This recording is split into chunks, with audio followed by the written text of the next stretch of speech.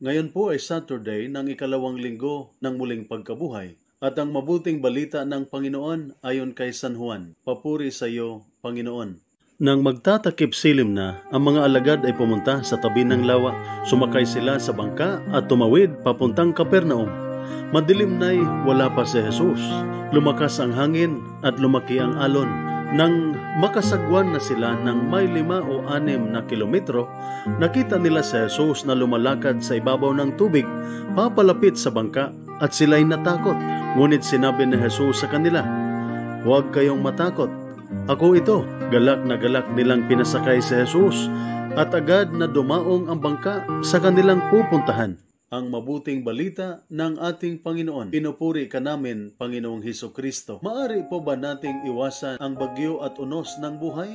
Ang unos o bagyo ay nagdudulot sa atin ng takot at pangamba dahil sa dala nitong malalakas na hangin at malalaking alon na makapagpapayanig sa ating kinaroroonan. Ang unos at bagyo ay ang mukha ng mga problema at paghihirap sa ating buhay. Ngayon, bukas o sa makalawa ay mayroong darating na problema sa ating buhay.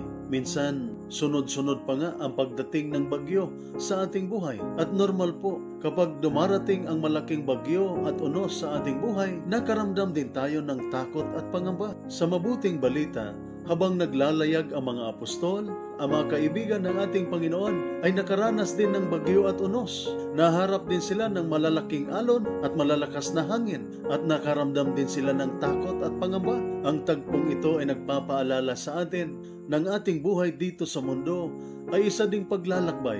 Tayo ay naglalakbay papunta sa kaharian ng Diyos. At tulad ng mga alagad, maaring makaranas din tayo ng bagyo at unos sa mga problema at paghihirap na dumarating sa ating buhay. Ngunit ang mabuting balita ay nagpapaalala din sa atin na sa panahon ng unos at bagyo, hindi tayo dapat matakot at mangamba.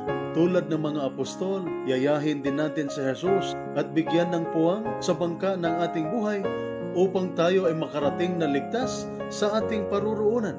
Ang mga alagad na lulan sa bangka ay nakaranas ng takot dahil sa malalaking alon at malalakas na hangin.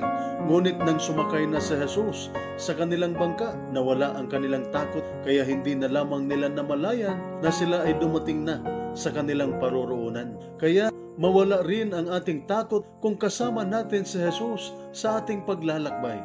Dahil tama nga ang kasabihan, you are safer with God in the middle of the storm than you are anywhere else without Him. Ito po ang salita ng Diyos, ang ating gabay. Let us pray.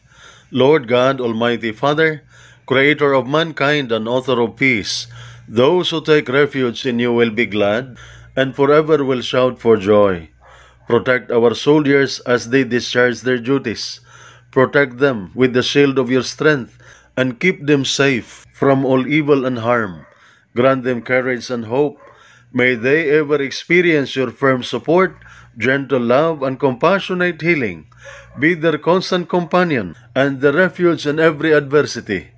Be their power and protector, leading them from darkness to light.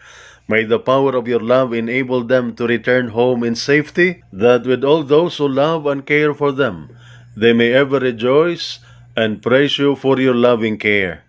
We ask this through Christ our Lord.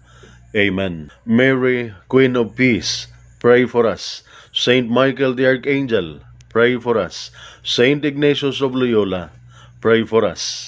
At sumainyo at sa inyong pamilya ang pagpapala ng makapangyarihang Diyos, Ama, Anak at Espiritu Santo.